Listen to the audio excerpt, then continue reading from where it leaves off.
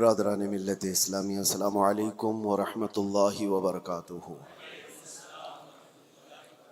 الحمد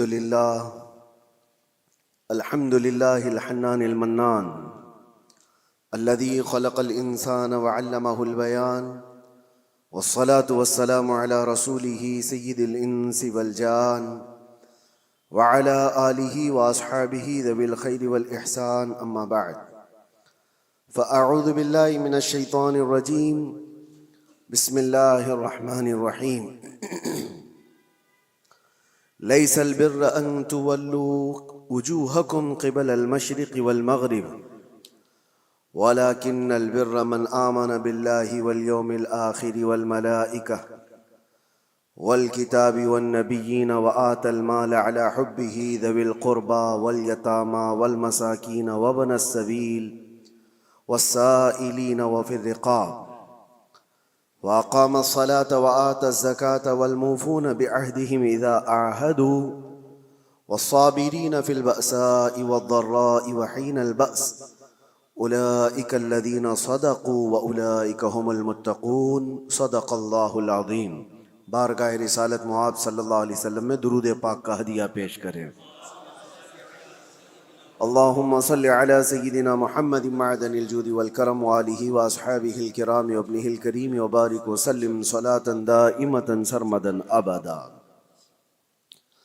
عزیزان گرامی وقار، سب سے پہلی چیز انسان کو جو سیکھنی چاہیے وہ انسانیت ہے۔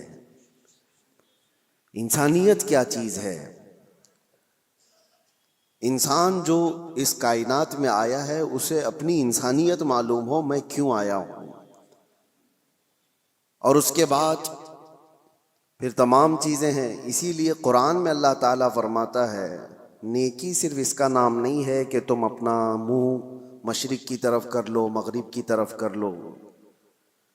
ابھی جو آیت میں نے آپ کے سامنے تلاوت کی ہے سورہ بقرہ کی، رب تعالیٰ فرماتا ہے نیکی صرف اس کا نام نہیں ہے کہ تم پورب کی طرف پچھم کی طرف اپنا چہرہ کر لو، بلکہ نیکی اصل یہ ہے کہ اللہ پر ایمان لاؤ، اس کے فرشتوں پر، اس کے نبیوں پر، اور اس کے بعد رب تعالیٰ فرماتا ہے اپنا مال اللہ کی محبت میں رشتہ داروں کو، مسکینوں کو، یتیموں کو، مسافروں کو دیا کرو۔ ان کے جذبات سمجھنا، یہ انسانیت ہے۔ انسانیت کہتے کسے ہیں؟ انسانیت کہتے ہیں اپنے اندر سے نکل کر کے دوسرے انسانوں کی فیلنگ کو سمجھنا، ورنہ تو پھر وہ سیلفش ہوتا ہے، مطلبی ہوتا ہے، صرف وہ اپنی سہولیات کے لیے دوڑ بھاگ کر رہا ہے تو اسے انسانیت پتہ ہی نہیں ہوتی۔ جیسا کہ آج چل رہا ہے، ہر کوئی جو دوڑ رہا ہے اس کا اپنا ایک ٹارگٹ ہے، اس کا اپنا ایک گول ہے۔ وہ چاہے بڑے سے بڑا نیتا ہو، وہ جہاں تک بھی پہنچ جائے وہ خاموش نہیں ہے، اس سے آگے دوڑ رہا ہے۔ لیکن اس کی دوڑ کے پیچھے ریزن اگر آپ تلاش کریں گے تو یہی ملتا ہے کہ وہ ایک کمفرٹ زندگی چاہتا ہے، ایک آرام دہ زندگی چاہتا ہے۔ اس کو ایک بڑا بنگلہ چاہیے یا اپنی اولاد کو سیٹ کرنا ہے، صرف اور صرف اپنے حد تک سوچ رہا ہے۔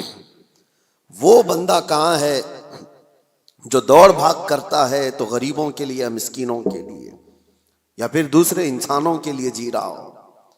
انسانیت اس کو کہتے ہیں۔ وہ بہت خال ہیں، آج بہت کم لوگ ہیں۔ میں نہیں کہتا کہ صفحہ ہستی سے مٹ گئے، بہت کم ہیں۔ انسانیت کے لیے سب سے پہلے اس روئے زمین پر میں آپ کو بتاتا ہوں، قانون کی شکل میں کوئی اگر یہاں انسانوں کے پاس کوئی چیز آئی، دستاویز آئی، تو سب سے پہلے اسلام نے لایا ہے۔ سب سے پہلے اللہ کے حبیب صلی اللہ تعالی علیہ وسلم نے صرف اور صرف نمازوں کی، زکوٰۃ کی، حج کی تبلیغ نہیں فرمائی۔ آپ اگر حضور پاک صلی اللہ تعالیٰ علیہ وسلم کی تعلیمات کا حصہ دیکھیں تو اکثر حصہ یہ انسانیت کے متعلق ہے۔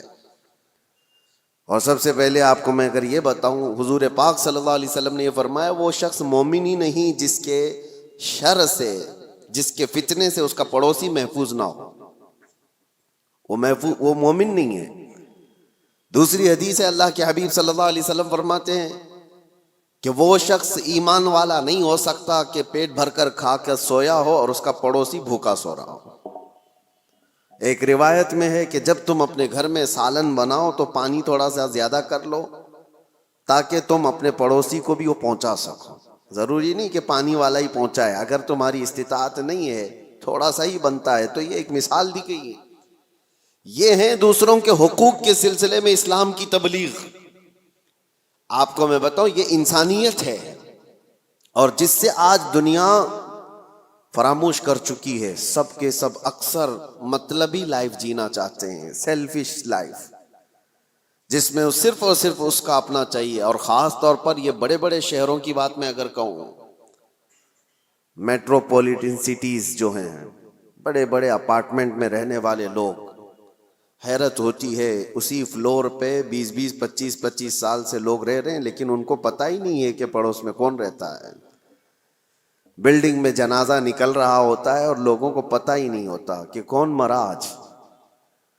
انسانیت ایسی نہیں تھی پہلے میاں۔ گاؤں کی آج بھی تہذیب ایسی ہے کہ گاؤں کے کسی بھی گھر میں چھوٹی سی بھی بات ہو تو پورے گاؤں والوں کو خبر ہو جاتی ہے اور سب اس کے گھر جمع ہو جاتے ہیں۔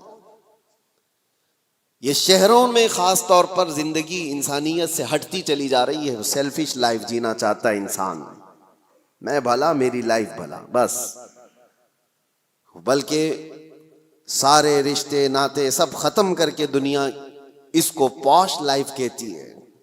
کچھ ایسی سوسائٹیز ہیں جہاں پر گیٹ بھی لگا دیے گئے کہ لوگ آنا جانا نہ رکھیں، کوئی آ نہ سکے ہمارے گھر، اور گھر ایسے بنائے جائیں کہ زیادہ طور پر گھر میں کوئی آ کر کے رہ نہ سکے۔ یہ ساری انسانیت سے گری ہوئی حرکات ہیں۔ آؤ مصطفیٰ کریم صلی اللہ تعالیٰ علیہ وسلم کے اس معاشرے میں، حضور کی بارگاہ میں ایک دن کوئی مہمان آیا۔ اللہ کے نبی صلی اللہ تعالیٰ علیہ وسلم نے فرمایا، کوئی ہے میرے صحابہ میں جو میرے اس مہمان کی مہمان نوازی کرے آج؟ کون نہیں کرتا؟ ایک صحابی حضرت طلحہ اٹھتے ہیں، کہتے ہیں یا رسول اللہ میں ان کو گھر لے جاتا ہوں۔ جبکہ گھر کی کیا سچویشن ہے انہیں خبر نہیں ہے۔ ہوتا ایسا ہی نا کہ گھر میں کھانا ہے بھی کہ نہیں ہے پتہ نہیں ہو تو کسی اور کو کیسے لے کے آئیں گے، لیکن اس صحابی نے کہا رسول اللہ کا مہمان ہے، لے کر چلیں گے۔ جب گھر لے کر کے آئے تو آج کی بیویاں نہیں تھی جو کوستی کہ آنے سے پہلے اطلاع تو کر دیتے، دودھ چائے کا انتظام تو کر لیتی۔ یہ جو آج کوستی ہیں نہ، وہ صحابیہ تھی، اپنے شوہر سے کہتی اتفاق ایسا ہے کہ آج ہمارے گھر میں صرف ایک آدمی کے کھانے کی بھر کی چیز موجود ہے، اور وہ لوگ پہلے سے 3 لوگ تھے، شوہر بیوی اور بیٹا، مہمان ایک آیا ہے۔ تو حضرت طلحہ گھبرائے اور کہا صرف ایک آدمی کھا سکتا ہے اور ہم 4 لوگ ہیں، کیا کیا جائے؟ رسول اللہ کا مہمان ہے۔ وہ صورت نہیں ہے کہ یہیں سے باہر سے مصافحہ کر کے بھیج دیا جائے۔ صحابیہ خود کہتی ہیں، زوجہ صحابی کی کہتی ہیں آپ گھبرائیں مت، بچے کو میں تھپک کر کے سلا دوں گی کسی طرح، رات کو وہ سو جائے گا، اور جب آپ دسترخوان پر بیٹھیں میں کھانا لا کر کے پیش کر دوں گی اور چراغ گل کر دینا۔ دیکھیے آپ، چراغ جو روشنی دے رہا ہے اس کو گل کر دینا۔ اور وہ صحابی کہتے ہیں ہاں ٹھیک ہے، میں صرف اور صرف چبانے کی آواز کرتا رہوں گا اور مہمان رسول پیٹ بھر کر کھا لے گا۔ یہ گھر کی مزاج میں آپ کو بتا رہا ہوں۔ کھانا رکھا گیا اور جیسے ہی کھانا آیا چراغ گل ہو گیا، اور مہمان کو کہا گیا کہ آپ کھاتے رہو، چراغ جلنے تک وقت لگ جائے گا۔ اور یہ صحابی صرف اور صرف اپنا منہ چلاتے رہے تاکہ مہمان کو لگے کہ میں بھی کھا رہا ہوں۔ ایک لقمہ بھی نہیں کھایا، بلکہ پورا اس مہمان کو کھانے دیا۔ جب پیٹ بھر کر وہ کھا لیے تو تینوں گھر کے افراد بھوکے سوئے رہے، اور اللہ کے نبی کا یہ مہمان جو ان کے گھر کا بھی مہمان تھا پیٹ بھر کر کھایا اور سویا۔ صبح فجر میں یہ صحابی اٹھ کر کے حضور پاک صلی اللہ تعالیٰ علیہ وسلم کے دربار میں حاضر ہیں، مسجد میں آئے ہیں۔ اس سے پہلے کہ وہ آتے میرے آقا مسکرا کر استقبال کے لیے کھڑے ہیں اور فرماتے ہیں طلحہ تم نے کیا مہمان نوازی کی کہ اللہ تعالیٰ سلام بھیج رہا ہے؟ کیا مہمان نوازی کی کہ فرشتے اس پر رشک کرتے ہیں؟ عزیزان گرامی وقار، یہ انسانیت تھی جو رسول اللہ صلی اللہ تعالی علیہ وسلم نے معاشرے میں صرف اور صرف پھیلائے نہیں، پلایا تھا۔ جنگ موتا کا وہ واقعہ اکثر بیان بھی ہوتا ہے کہ ایک جنگ ایسی بھی آئی کہ جس میں ایک صحابی وہ کہتے ہیں میں زخمیوں کو پانی پلاتا تھا، جو زخم کھا کر کے گر جائے اس کو میں اپنے مشکیزے سے پانی پلاتا۔ ایک جگہ پر ایک صحابی زخم کھا کر گر گئے اور ان کا آخری وقت لگ رہا تھا، میں پانی لے کر ان کے پاس گیا، وہ العطش العطش کہہ رہے تھے، پیاس پیاس، مگر جب قریب پہنچا تو کسی اور زخمی کی آواز آئی، تو اس صحابی نے کہا میرے اس بھائی کو پہلے پلا دو، تمہارے پاس پانی تھوڑا سا ہے اس کو پلا دو۔ یہ صحابی کہتے ہیں میں دوسرے کے پاس گیا تو ایک تیسرے کی آواز آئی، دوسرے نے بھی کہا کہ جاؤ مجھ سے پہلے اس کو پلا دو۔ تیسرے کے پاس گیا تو وہاں جاتے وقت یہ صحابی کہتے ہیں ان کا انتقال ہو گیا، وہ پی نہ پایا۔ میں پلٹ کر کے آیا کہ ان دونوں کو پلا دوں، تو واپس آ کر دیکھا تو ان دونوں کی بھی جان جا چکی تھی، ایک دوسرے کے لیے انہوں نے پانی تک نہیں پیا۔ یہ معاشرہ تھا اسلام کا، اور رسول اللہ صلی اللہ تعالی علیہ وسلم نے جو انسانیت کے اعلیٰ اقدار اپنے صحابہ میں پیدا کیے تھے، میرے عزیزوں بیان کرنا یہ آسان ہے، اس کو پریکٹیکل اپنی لائف میں لے کے آنے کی کوشش کریں، اپنی زندگیوں میں اس کو لے کر کے آئیں۔ انسانیت وہ نہیں ہے کہ جو آج لوگ سمجھتے ہیں گھر میں کھانا بنا تھا اور اس کے بعد بچ گیا تو ہم دوسروں کا بھی خیال کرتے ہیں، تم اپنا کچرا کسی اور میں ڈم کرنا چاہ رہے ہو، خیال نہیں کر رہے ہو۔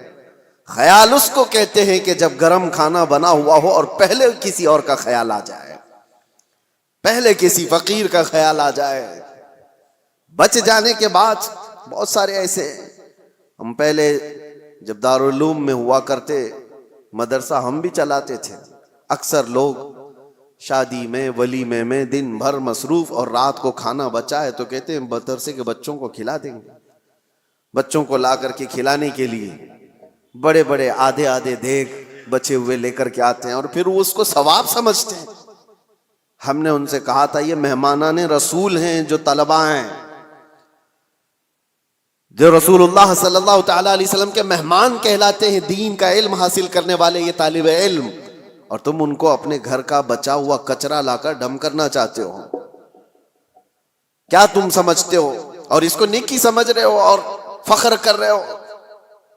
فخر اس وقت ہوتا جب تمہارا کھانا بن کر تیار ہوتا، تمہارے اپنے کھانے سے پہلے مہمانان رسول کا خیال کیا ہوتا کہ ان کا بھی اتنا حصہ ہے اس کے اندر۔ عزیزان گرامی وقار، انسانیت صرف اور صرف اپنی خاطر جینے کا مطلب نہیں ہے۔ انسان جیے تو اللہ تبارک و تعالیٰ کی اس مخلوق کے لیے، اور اسی لیے اللہ کے حبیب صلی اللہ تعالیٰ علیہ وسلم کی وہ حدیث میں آپ کو سنا دوں تاکہ زندگی جینے کا آپ کو سلیقہ ملے۔ حضور اکرم صلی اللہ تعالیٰ علیہ وسلم فرماتے ہیں من نفس کربت اخیہ نفس اللہ کربتہ یوم القیامہ، جس نے اپنے کسی بھائی کی کسی ایک تکلیف کو آسان کر دیا، کسی تکلیف میں پھنسا ہوا تھا، وہ کسی دشواری میں ملوث تھا، آپ نے اپنی محنت سے اپنے کسی بھائی کی تکلیف کو آسان کیا، میرے آقا فرماتے ہیں قیامت کے دن اس کی تکلیفوں کو اللہ آسان کر دے گا۔ اور کیا چاہیے، اور کیا چاہیے؟ آخرت میں اگر ہماری تکلیفیں کھل جاتی ہوں اس سے بڑا آپ کو اجر کیا چاہیے؟ وہاں کے حالات تو ایسے ہیں کہ بڑے بڑے لوگ ڈرے ہوئے ہوں گے، پتہ نہیں چلتا کہ نمازیں بخشوا لیں گی یا زکوٰۃ یا حج، یا پھر یہ بھی نہیں پتہ چلتا کہ سب میں پکڑے جائیں گے۔ اسی لیے آخرت کے لیے اگر اللہ کے نبی نے یہ وعدہ فرمایا ہے تو یہ بہت بڑی چیز ہے میرے عزیزوں۔ راستے سے تکلیف دہ چیز کو ہٹانا، حضور فرماتے ہیں اماطۃ الاذی عن الطریق صدقۃ، راستے سے تکلیف دینے والی کسی چیز کو اٹھا دینا ایک صدقے کا ثواب ہے، ایک صدقے کا ثواب ہے۔ میں نے پڑھا تھا، ایک بزرگ تھے، آپ کو حیرت ہوگی سن کر کے، پہاڑ کے اوپر انہوں نے 60 سال زندگی گزاری. 60 سال کس کام کے لیے جانتے ہیں آپ سوچتے ہوں گے گوشہ نشین اکثر جو بڑے بزرگان دین کا سنتے ہیں ہم کہ وہ عبادت کے لیے مخلوق سے دور چلے جاتے ہیں. نہیں، اس بزرگ کی حیرت کی بات ہے، وہ 60 سال تک پہاڑ کے اوپر ایک راستے پر زندگی گزارتے رہے. کس لیے؟ ان سے کسی نے پوچھا تھا پہاڑوں پر جو راستہ ہو کر گزرتا ہے، گھوڑے دوڑتے ہوئے آتے تھے، تو اکثر آپ نے دیکھا ہوگا آج بھی جو پہاڑوں کے راستے ہوتے ہیں، گھاٹی کے راستے جن کو کہتے ہیں، بہت اس کے اندر ٹرن ہوتے ہیں، وہ سیدھے راستے ہوتے نہیں ہیں، بہت زیادہ اس کے اندر پیچ ہوتے ہیں. وہ بزرگ ایک ایسی جگہ پر اپنی جھوپڑی لگائے ہوئے تھے جس کے پیچھے پوری کھائی تھی اور سامنے سے راستہ تھا، اور وہ ایک ڈینجر جگہ تھی. وہ کہتے ہیں کہ وہ صرف انہوں نے 60 سال وہاں پر اس لیے گزارے کہ آنے والا جو بھی مسافر آتا اس کو سامنے کی کھائی دکھتی نہیں، اور کئی مرتبہ گھوڑے چھلانگ لگا کر ادھر چلے جاتے تھے، وہ کھائی کی طرف چلے جاتے تھے. اس کھائی کے پاس جیسے آج ڈیوائیڈر ہوتا ہے، آج تو بہت کچھ سیفٹی کے لیے چیزیں بنا دی گئی ہیں، یا کھمبا رکھ دیا گیا ہے نشانی کے طور پر کہ یہاں سے ٹرن ہے. اس وقت اس بزرگ نے 60 سال صرف اس لیے گزارے کہ آنے والے مسافروں کو ہم راستہ ٹرن کر دیں، اشارے سے وہ بتا دیتے کہ یہاں پر راستہ ختم ہے، تم یہاں سے موڑ لو. صرف اس کام کے لیے انہوں نے 60 سال گزارے. حیرت ہوتی ہے. کچھ وہ لوگ ہیں جنہوں نے اپنی زندگیاں اللہ تبارک و تعالیٰ کی اس مخلوق کے لیے وقف کی، صرف اپنے لیے نہیں جی. اور انسانیت اسی کا نام ہے. اور ایک حدیث پاک مسلم شریف کی میں آپ کو سنا دوں، بلکہ یہ صحیح حدیث کئی صحاح میں موجود ہے، بخاری مسلم. اللہ کے نبی صلی اللہ تعالی علیہ وسلم ارشاد فرماتے ہیں المسلم من سلم المسلمون من لسانہ ویدہ. مسلمان تو وہ ہے جس کی زبان سے اور جس کے ہاتھ سے دوسرے لوگ محفوظ رہیں. وہی مسلمان ہے جس کی زبان سے اور جس کے ہاتھ سے دوسرے مسلمان محفوظ رہیں. اور جو دوسروں کی ٹانگ کھینچنے میں اپنی زندگی گزار دیتا ہو تو اسے اپنے آپ کا احتساب کرنا چاہیے، وہ مسلمان ہے یا نہیں. لوگوں نے آپ آج کیا سمجھ لیا ہے دین کو. دین کا مطلب داڑھی رکھ لینا اور ٹوپی پہننا اور جبہ پہننا، مسجدوں میں نظر آنا.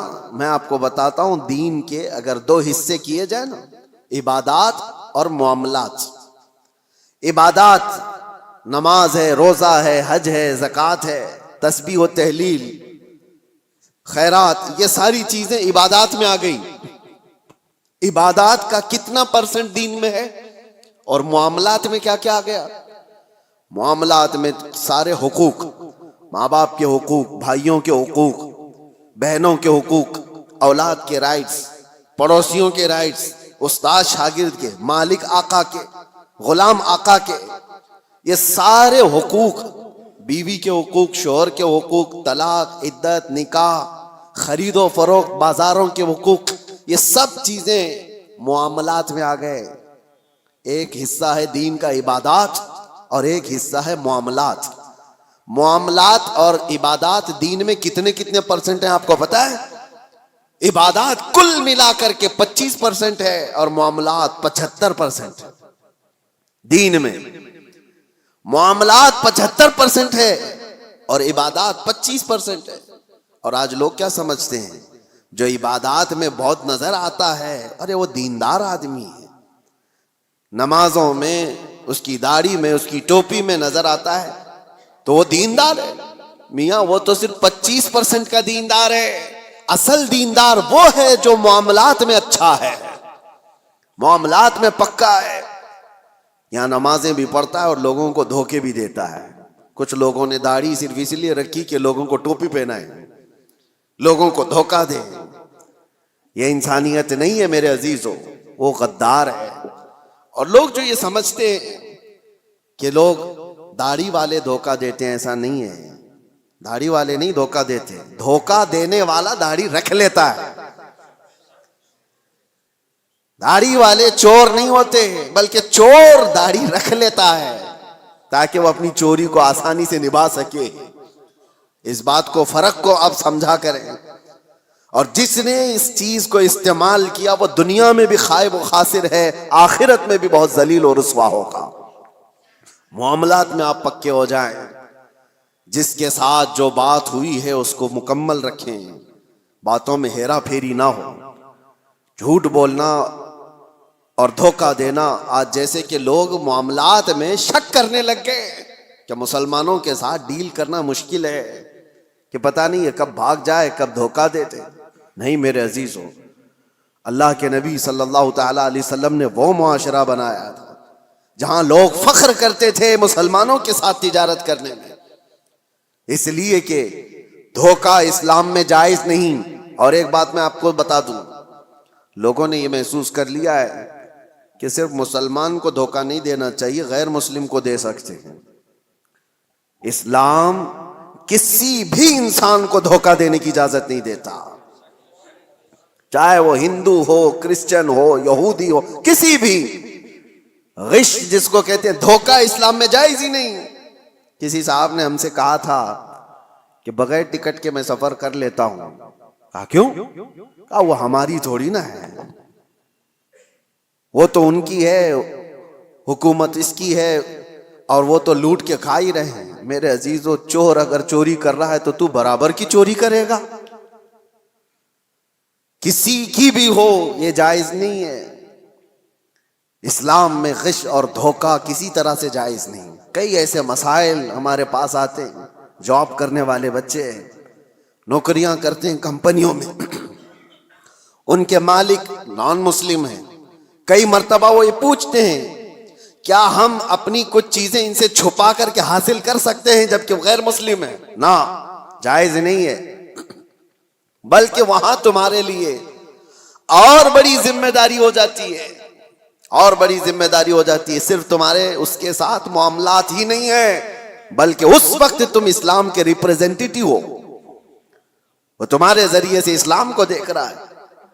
انگلینڈ میں ایک مسئلہ ایسا پیش آیا تھا، بس کا ایک کنڈکٹر ٹکٹ دیتے دیتے اٹھنی، جس کو وہاں پر پینی کہا جائے، ہاف پاؤنڈ، ہمارے یہاں کی اٹھنی جس طرح سے ہو، 1 روپے کے 2 حصے، ہاف پاؤنڈ ایک بندے کو زیادہ دے دیا اس نے ٹکٹ میں، ٹکٹ کے بچت میں واپس. اور اس کے بعد ہو سکتا ہے غلطی سے اس طرح پیسے آ جاتے ہیں. وہ مسلمان تھا، اس نے رکھ لیا، اور اس کو پتا بھی ہے کہ میرے پاس ہاف پاؤنڈ زیادہ آیا ہے. وہ رکھ لیا. سفر تقریباً 1 گھنٹے کا تھا. کئی مرتبہ وہ بندہ سوچتا بھی رہا کہ ہاف پاؤنڈ واپس کر دوں. پھر اس نے دل میں یہ سوچا، ہاف پاؤنڈ سے اس کا ہونے والا کیا ہے؟ یہ تو اچھی سیلری والا ہے، ہاف پاؤنڈ سے اس کا کیا بھلا ہونے والا ہے؟ میرے پاس رہ گیا تو کون سی بڑی بات، رکھا رہا. لیکن میرے عزیزو، ایک بات میں آپ کو یہ بھی بتا دوں، بزرگوں نے فرمایا جس کو حلال کھانے کی عادت ہو، اگر غلطی سے کہیں حرام لقمہ اس کے پاس آ جاتا ہے تو غیب سے اللہ تعالیٰ اس کی حفاظت کا انتظام کرتا ہے. ہاں، یہ بات یاد رکھنا.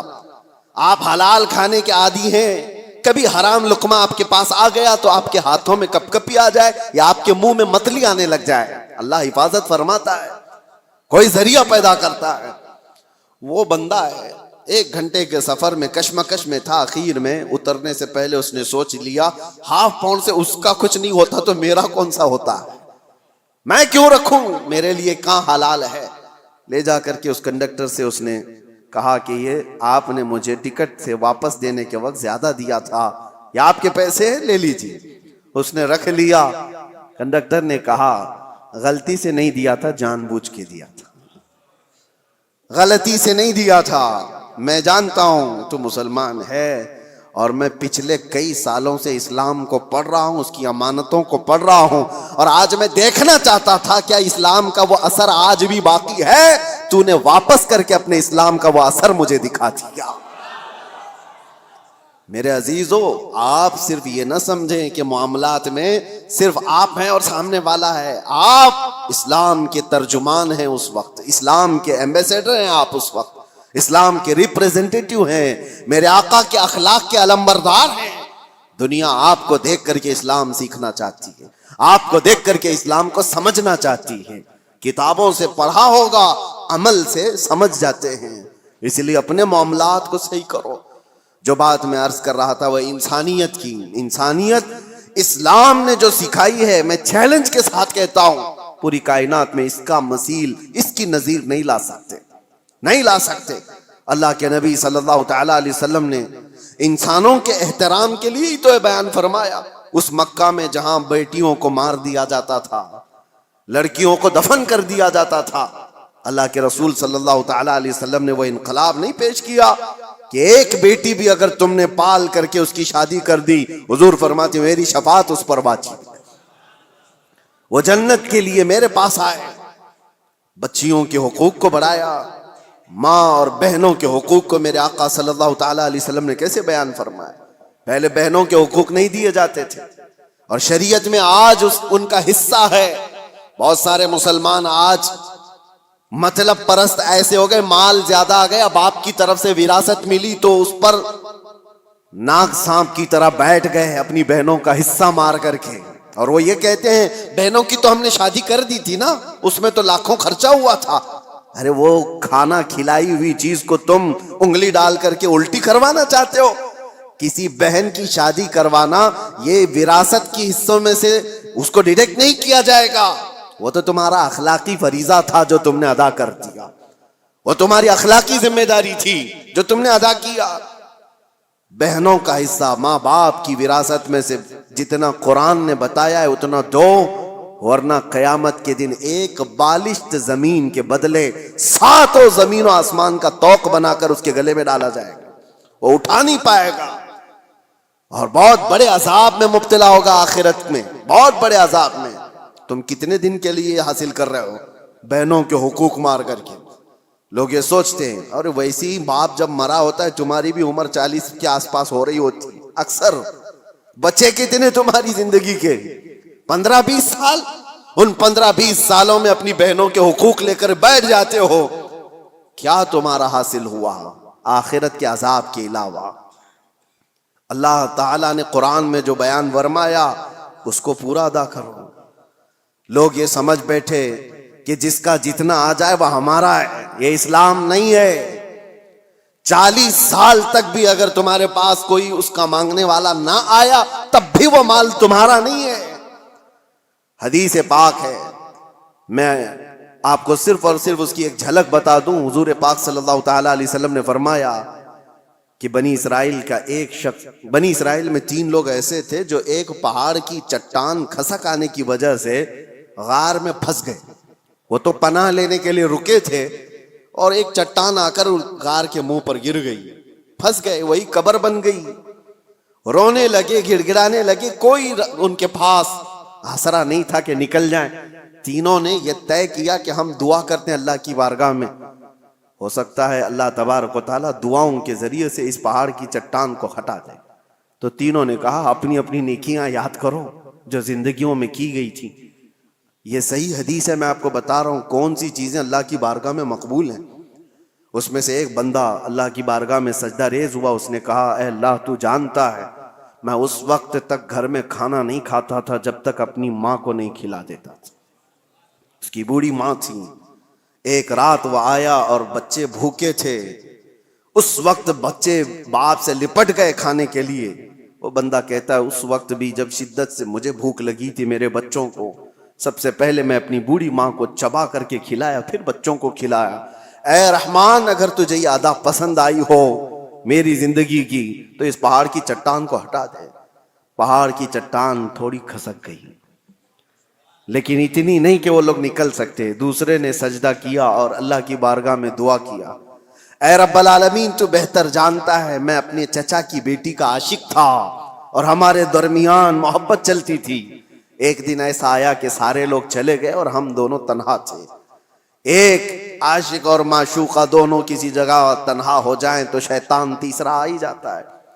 دونوں کہتے ہم گناہ کا پورا ارادہ کر لیے تھے، کوئی نہیں تھا، مگر میرے اس چچیری بہن نے مجھ سے کہا کہ ڈرو اللہ دیکھ رہا ہے، ہم تنہا نہیں ہیں، اور اس دن سے آج تک اے رب العالمین میں نے اپنے جسم کو گناہ کے دھبے لگنے سے بچا رکھا ہے. موقع تھا گناہ کا مگر تیرے خوف سے میں نے گناہ نہیں کیا.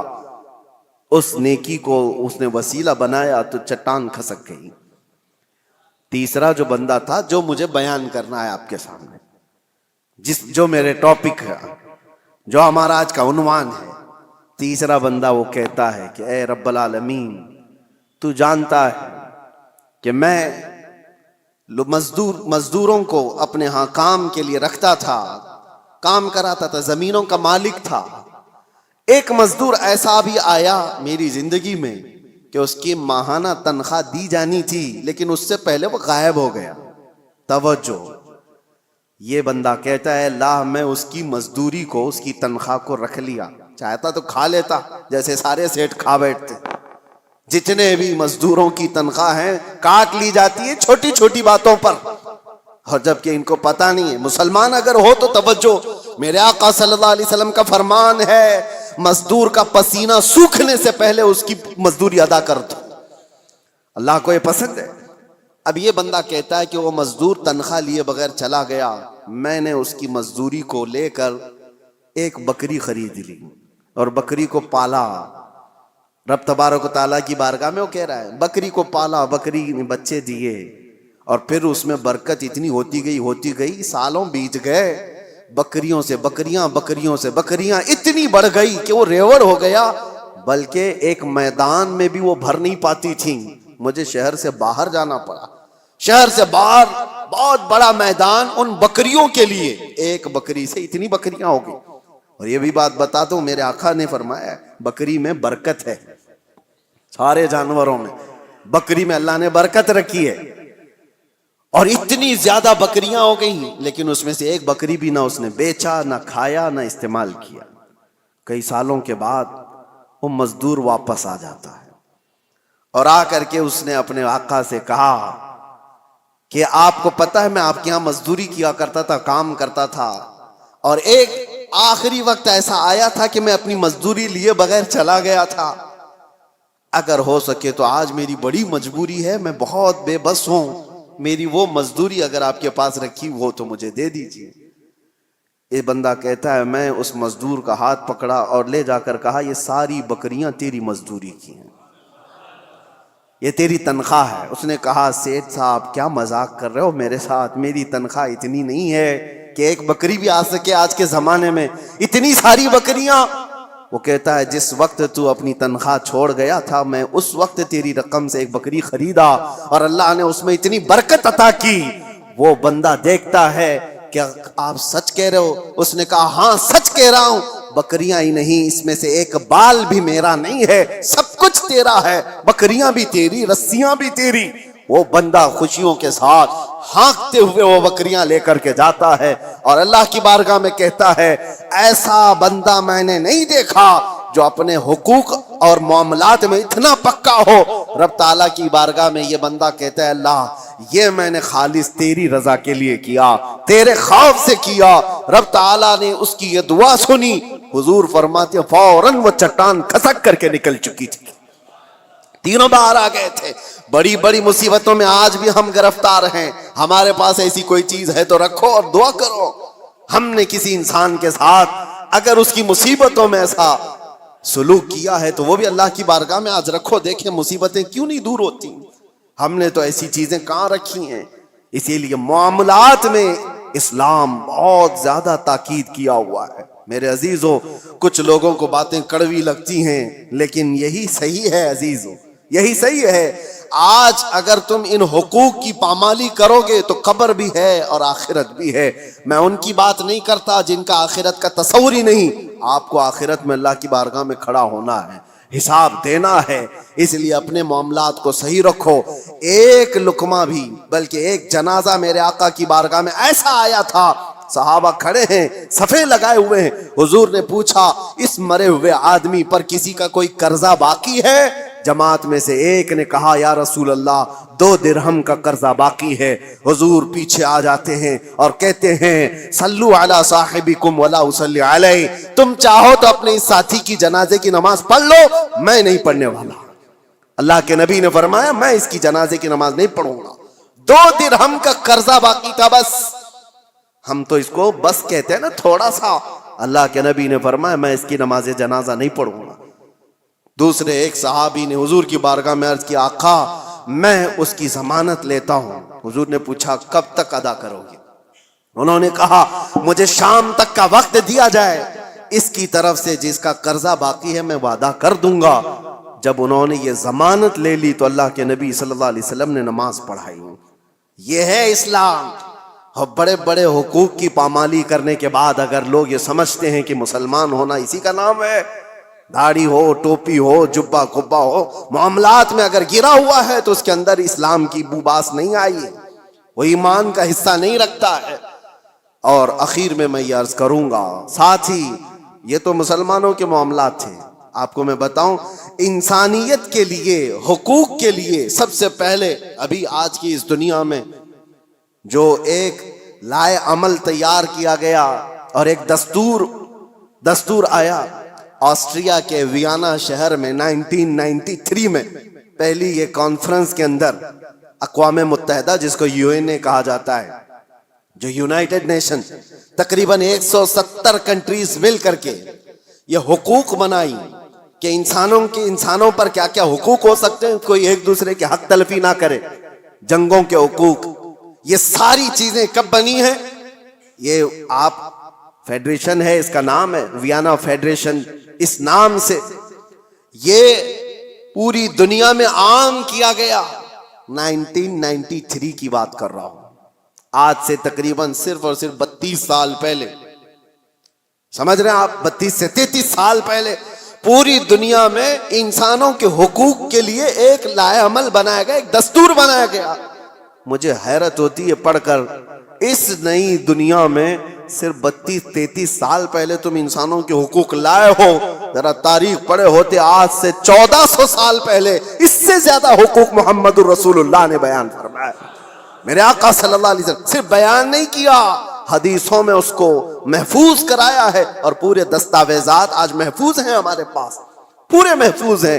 آپ اگر جا کر دیکھیں فقہ کی کتابوں میں, فقہ جو مسائل مسائل وضو کے, نماز کے, آپ کے روزے کے, جتنے بھی مسائل ان کو فقہ کہا جاتا ہے. ہماری فقہ میں اگر آپ کو میں بتاؤں 2 بڑی کتابیں آپ کو ملتی ہیں. ہدایہ ہمارے فقہ حنفی کی کتابیں جو ہم نے پڑھی, بہت بڑی بڑی ضخیم کتابیں.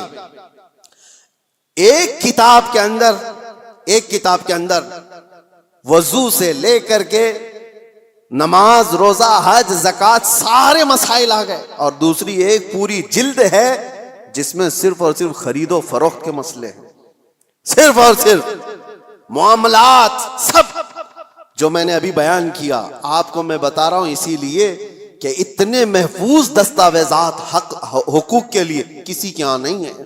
آج قوانین بنے ہیں کہ ایک مال دوسرے سے خریدو تو اس کے کیا کیا حقوق ہیں, جبکہ 1400 سال پہلے میرے آقا صلی اللہ علیہ وسلم نے حقوق کیسے بیان کیے کہ اگر تم نے کسی جگہ پر جا کر کے مال خریدا تو اس کے کتنے حق ہیں, کہ تمہیں کتنے میں لینا ہے, کہ اس کو کتنے میں دینا ہے. یہ بھی ربح فاسد نہیں ہوگا, غلہ جمع کر کے نہیں رکھے گا کہ جب لوگوں کے پاس مال کی قلت آئے تو نکالے گا. یہ سارے حقوق کے سلسلے میں اسلام پہلے سے بیان کیا ہوا ہے.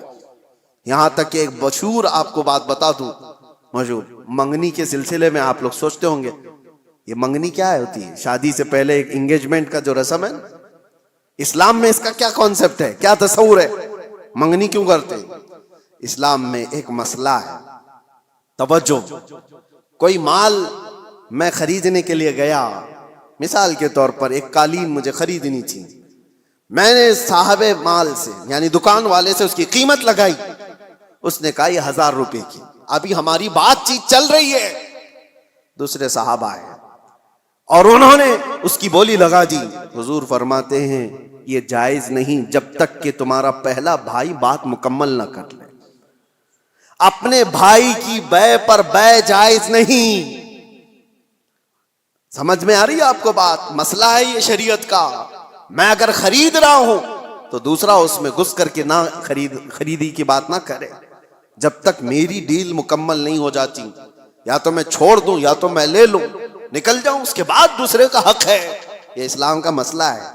یہی کانسیپٹ ہے منگنی کا. منگنی کیوں کی جاتی ہے؟